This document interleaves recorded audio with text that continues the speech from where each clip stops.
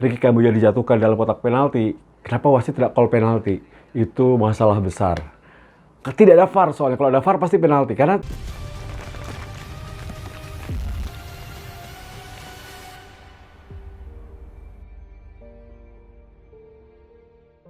Indonesia gagal menang, Indonesia nyaris menang. Nah, itulah bisa dikatakan menjadi tagline ketika kita baru tahu hasil semifinal leg pertama. Singapura bermain imbang 1-1 menghadapi Indonesia. Indonesia nyaris menang, hanya saja kebobolan melalui gol dari Iksan Fandi. Nah, bagaimana Bung Tio melihat review pertandingan antara Singapura menghadapi Indonesia? Nah, ini gue kasih tahu dulu bahwa ini di AFF kali ini tidak ada goal away. Jadi meskipun semifinalnya 2 leg, tapi nanti jika di leg kedua hasilnya imbang juga, maka akan dilanjutkan dengan perpanjangan waktu hingga adu tendangan penalti. Ya, kita berharap tidak perlu sampai adu penalti ya. Yang penting kita bisa menang, kita bisa lolos ke final. Nah, kita bahas dulu guys. Bagaimana dengan pertandingan tadi? Nah, pertandingan tadi juga menarik ya. Lagi-lagi Sintayong membuat sesuatu hal yang tidak diduga dalam starting line up. Ketika dirinya memakai 3 center back dengan formasi 5-4-1. Seperti halnya ketika formasi menghadapi Vietnam. Nah, kenapa lawan Singapura harus takut? Nah, itu banyak pertanyaan kan. Tapi inilah sebuah hitung-hitungan. Karena semifinal beda dengan penyisihan grup. Penyisihan grup kalah masih bisa berhitung. Kalau semifinal nggak bisa.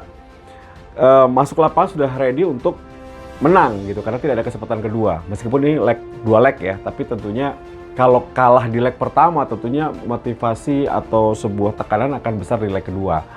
Gue rasa ini sudah hasil yang cukup fair bagi kedua negara. Dan Nadeo, ini posisinya Nadeo di penjaga gawang, kemudian Rizky Ridho, Alfredo Dewangga, dan juga Fahrudin Arianto sebagai 3 center back. Di kanan Asnawi, di kiri tentunya Pratama Arhan. Di tengah Ricky Kambuaya, Rahmat Irianto, dan juga Dawitan Sulaiman dan Irfan Jaya. Sedangkan di depan adalah Dedi Setiawan. Bagus gak? Menurut gue bagus. Babak pertama main bagus banget. Apalagi Singapura tidak diberikan kesempatan untuk memegang bola dengan lama. Pressing tinggi tetap dilakukan. Kemudian gol yang tercipta juga indah banget. Berawal dari Asnawi, Witan, dan diselesaikan dengan Witan dengan kelas ya. Gol berkelas. Lihat timnas Indonesia kayak main kelas dunia gitu. Gak lebay sih. Karena memang udah lama gue gak melihat tim nasional bermain rapi. Dalam setup serangan, build up serangan, kemudian prosesnya juga indah, tidak egois, akurasi passing bagus, placing atau finishingnya juga brilliant. Jadi ya oke. Nah, 1-0, tapi yang menarik adalah ada beberapa kejadian ya, beberapa kejadian ketika Pratama Arhan tuh kakinya naik. Itu bahaya juga tuh, harusnya kena kartu merah dari wasit tuh, bahaya. Itu harus hati-hati. Pratama Arhan juga buat pelajaran buat pemain nasional semuanya ya, jangan terbawa emosi.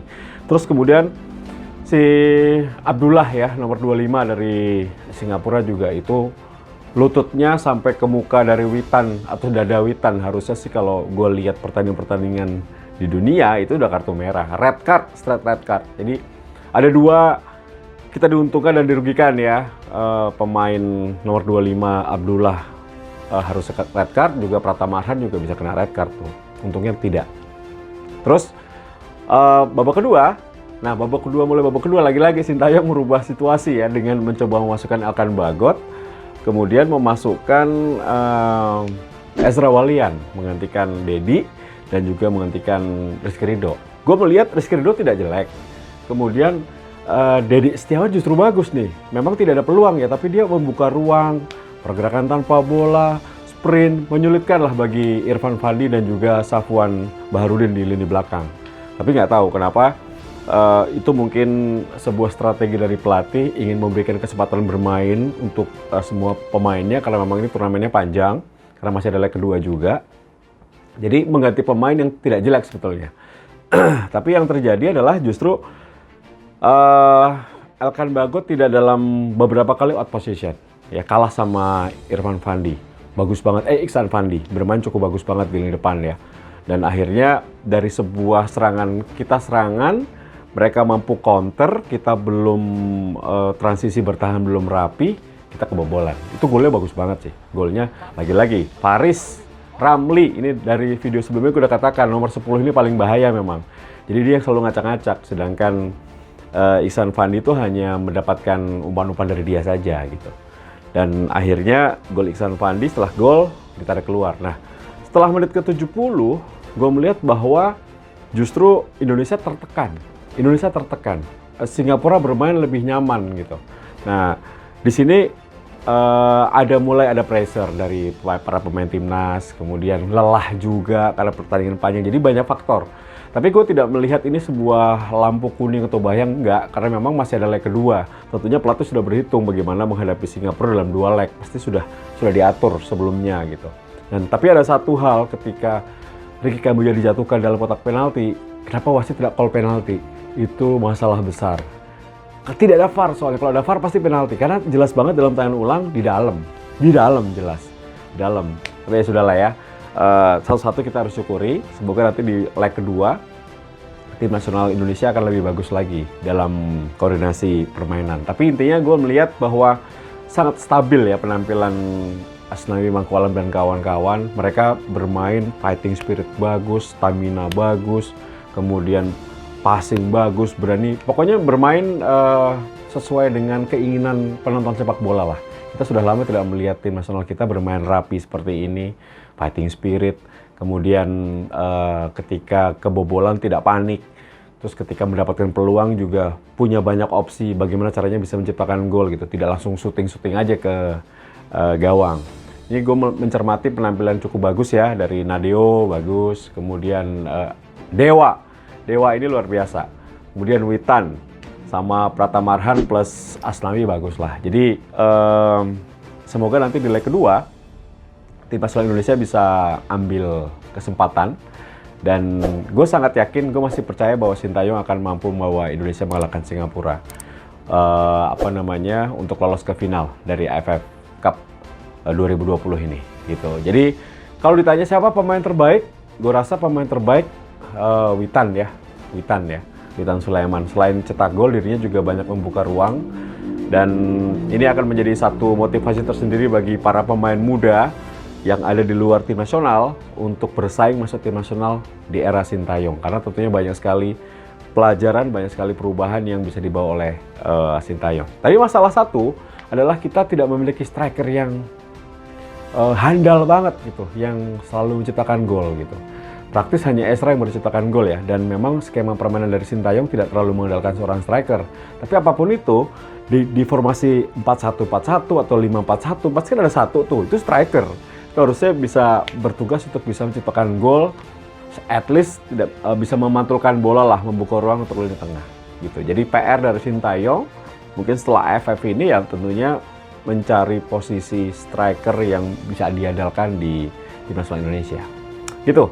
Jadi gue bersyukur Indonesia tidak kalah, tapi tentunya nanti hajar di leg kedua untuk kemenangan Indonesia. Oke, itu opini gue, dan ini opini dari pengamat sepak bola teman gue. Silakan. Ya, Indonesia bermain imbang 1-1 lawan Singapura di leg pertama Piala AFF 2020. Menurut saya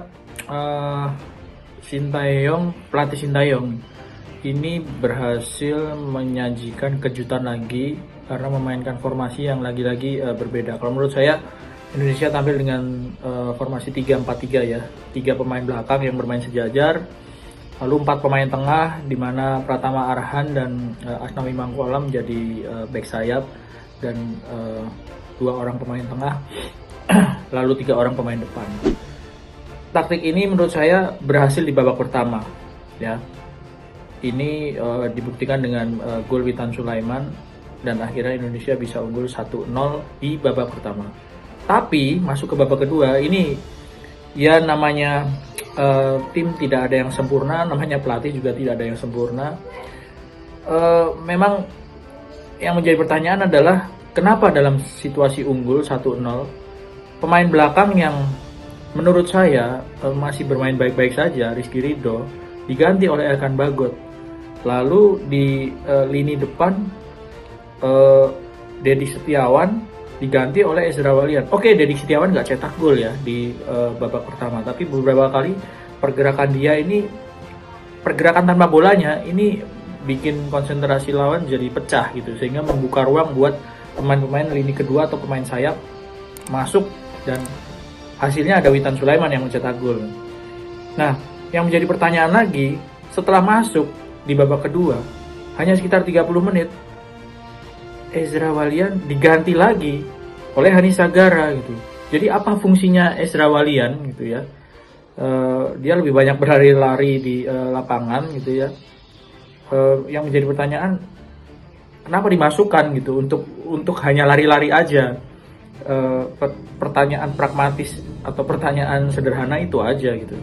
Yang di lini belakang Rizky Ridho diganti sama Elkan Bagot, padahal 3 pemain belakang sejajar ini baik-baik saja gitu di babak pertama, malah kebobolan di babak kedua. Dan yang kedua, yang paling aneh adalah digantinya Dedik Setiawan oleh Ezra, dan diganti lagi oleh Ezra. Ya akhirnya jadi setelah bermain imbang dan Hani Sagara dalam waktu yang lebih sedikit dia bisa melakukan satu shot on target gitu. Sepertinya memang harus lebih memberikan kepercayaan ya untuk pemain-pemain yang menit bermainnya sedikit tapi memiliki semangat yang luar biasa seperti Hani Sagara. Dan PR-nya memang masih di pemain striker yang tidak bisa mencetak gol ya di pertandingan semifinal. Dari 4 orang striker yang baru bisa mencetak gol adalah Ezra Walian. Udah, itu striker kan tugasnya mencetak gol, jadi kalau nggak cetak gol ya bisa dibilang gagal gitu ya. Dan akhirnya menjadi pertanyaan karena sudah diganti menjadi pemain pengganti, digantikan lagi. Itu aja sih. Hasil imbang 1-1 menurut saya cukup fair ya bagi kedua tim, bagi Singapura dan juga Indonesia, karena kedua tim bermain cukup berimbang ya. Tadi kita lihat Indonesia sebetulnya punya peluang untuk menang karena kita unggul terlebih dahulu melalui Witan ya, tapi kita kecolongan di babak kedua. Mungkin karena keasikan menyerang kita hilang konsentrasi, atau mungkin karena faktor kelelahan ya, faktor stamina ya, karena mereka bermain 3 hari sekali di Piala AFF ini. Itu saya kira sangat menguras tenaga, menguras stamina, sehingga kita sempat keteteran di babak kedua. Tapi secara umum penampilan Indonesia menurut saya cukup bagus di pertandingan ini. Ya mungkin memang tidak sedahsyat ketika kita mengalahkan Malaysia ya, tapi bagaimana kita lihat para pemain kita tampil cukup percaya diri ya, per individu juga tampil sangat baik. Nadeo di bawah Mr. Gawang juga tampil percaya diri ya, beberapa kali dia melakukan penyelamatan. Bagaimana kita lihat juga Witan, bagaimana Irfan Jaya itu sangat ngotot ya, percaya diri menghadapi tim tuan rumah. Ini saya kira sangat penting ya, bagaimana pemain-pemain Indonesia yang relatif masih muda-muda ini bisa begitu percaya diri tampil di hadapan supporter tuan rumah. Ini bisa menjadi modal kita di leg kedua nanti. Walaupun gol tandang tidak dihitung, saya percaya peluang kita cukup besar untuk memenangkan pertandingan. Pelatih Shin Tae-yong saya kira juga sudah tahu apa yang harus dilakukan di leg kedua, karena dia pasti berkaca dari pertandingan tadi. Dia akan membenahi kekurangan-kekurangan yang ada, menonjolkan kekuatan kita, sehingga kita bisa meraih hasil yang maksimal. PR-nya sih menurut saya bagaimana kita mengantisipasi serangan balik Singapura, karena mereka bermain cepat-cepat juga ternyata ya, seperti Indonesia. Penyerang mereka itu nomor 9 Iksan Fandi ya, yang bikin gol itu saya kira juga sangat berbahaya, perlu diwaspadai. Bagaimana kita mengantisipasi serangan balik mereka itu saya kira juga bisa menjadi kunci keberhasilan kita. Kita juga berharap Egy sudah bisa tampil di leg kedua nanti ya, sehingga kekuatan kita bisa lebih maksimal dan menang. Yes, itulah opini dari teman gua mengenai pertandingan antara Singapura menghadapi Indonesia. Ya, kita harus syukuri.